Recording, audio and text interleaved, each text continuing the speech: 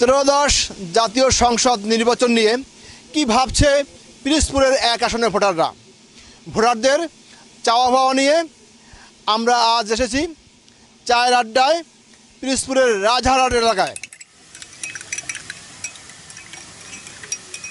রাস্তাঘাট, bridge, culvert সব কিছু সুন্দর করে, পানি ঠিক মতন পাই, কারেন্ট ঠিক মতন পাই, নদী খনন করা, এই সমস্ত নিয়েই আমাদের দাবি। পরিবেশ, শিক্ষা, সমাজ সম্মান গড়তে পারি। মাদকটা নির্ভর করতে পারে, আমরা এইটাই আশা করি। বেকারের যে কর্মসংস্থানগুলা এগুলা তারা পূর্ণ করবে। যে দলই ক্ষমতায় আসবে না কেন, আমাদের এই হসপিটালটা একটু খুবই দ্রুতভাবে